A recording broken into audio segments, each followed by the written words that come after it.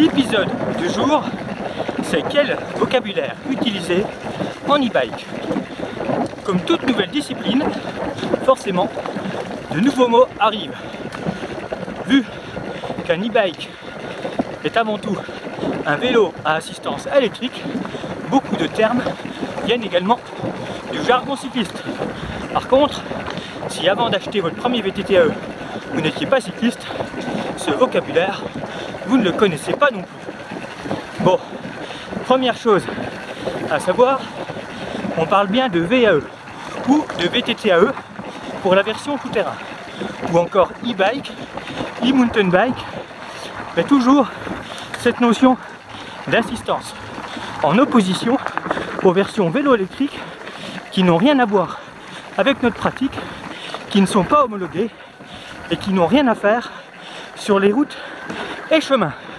D'ailleurs, pour défendre l'accès à nos jolis sentiers, je vous invite à adhérer au Code des Verts ou à Mountain Bike Foundation.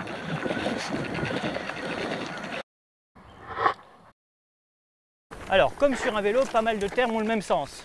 Le cadre, la fourche, la roue, à ne pas confondre avec la jante.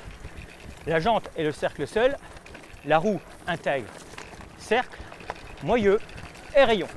Par limitateur de rotation pour l'aimant, nous entendons ce genre d'accessoires. Bon, c'est de la fabrication maison, ne cherchez pas ce genre de choses dans le commerce. Bon, il semblerait que Lapierre se soit inspiré de notre petite pièce pour proposer l'année prochaine de série ce genre d'accessoires sur ses vélos. Les freins sont l'élément qu'il faut toucher le moins si vous voulez rouler vite. Comme on dit souvent, les freins c'est pour les lâches.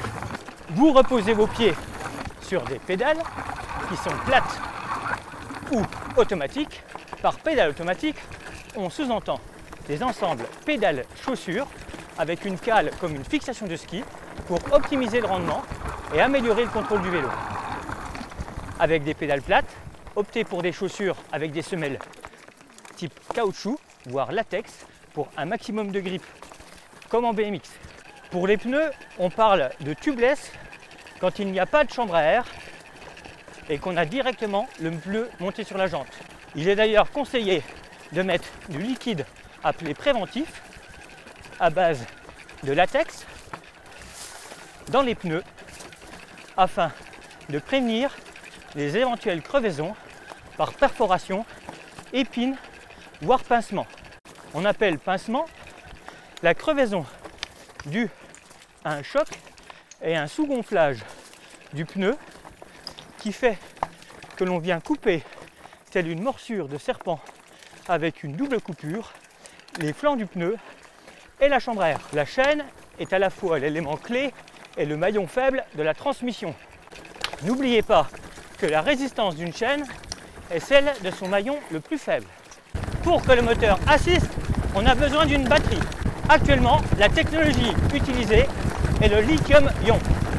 On parle alors de volt-ampère par rapport à la capacité de la batterie. Le standard actuellement est autour des 500 volt-ampères ou 500 watts.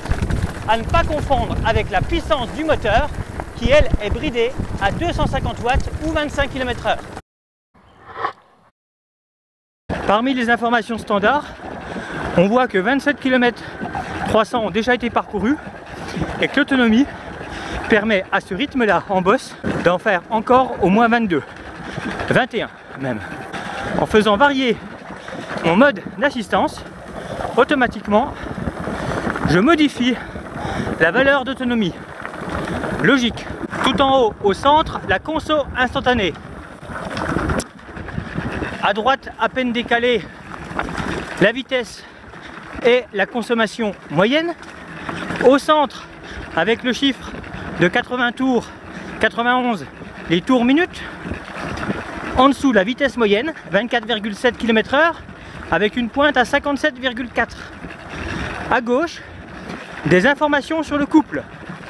On peut voir un couple instantané de 21 Nm, moyen à 16 Nm et max de 92 enregistré. Le système NION permet également d'avoir des informations sur le pilote. On voit qu'ici, après 1 heure, 590 calories ont été brûlés. Lorsque je m'arrête de pédaler, les watts passent à 0.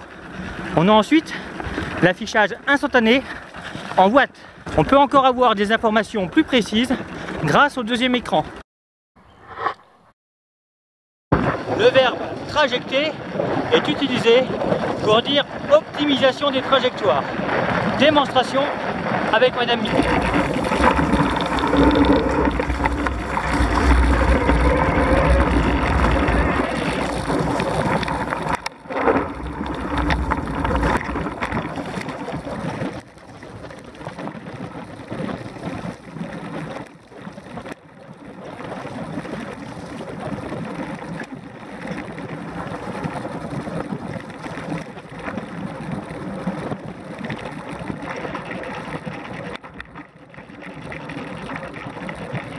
Ah oui, j'oubliais, on a aussi envoyé du bois. Alors rien à voir avec balancer un gros tronc d'arbre en travers du chemin, hein. Non, ça veut dire rouler fort.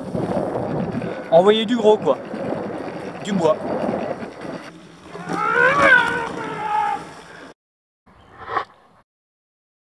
La liste n'est pas exhaustive. Chaque groupe, chaque clan, selon les terrains pratiqués, a son propre jargon. Par exemple, je connais des groupes qui au signal cacahuète repartent.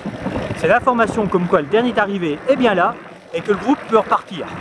Comme quoi, dans d'autres régions, pour le vélo sans moteur ou VTT classique, ils parlent de vélo sec. Bon, en Franche-Comté, vu qu'on a quand même pas mal de boue dans l'année, vélo sec, ça le fait pas vraiment. Le vélo à assistance électrique, c'est avant tout du vélo. Donc forcément, il y a de la tox. Donc méfiez-vous des annonces comme « ça fait 10 jours que j'ai pas roulé, je reviens de blessure, j'étais malade, j'ai rien dormi de la nuit ». Sachez que dans ce cas-là, ça va rouler grave sévère. Donc t'es pas en forme, on roule cool, c'est ça? Ouais. Oui, parce que là t'as... Ouais, et puis tu rentres de coupure, c'est ça? C'est ça. Ouais, les grands classiques du cycliste. Ça fait 3 semaines que j'ai pas fait de VTT quoi. Ah oui, d'accord, ouais, donc normal quoi. Faut me mettre en condition quoi, en forme quoi. Ouais, je vois ça, Donc c'est pas parce qu'on fait de l'e-bike qu'on raisonne pas comme les cyclistes, hein.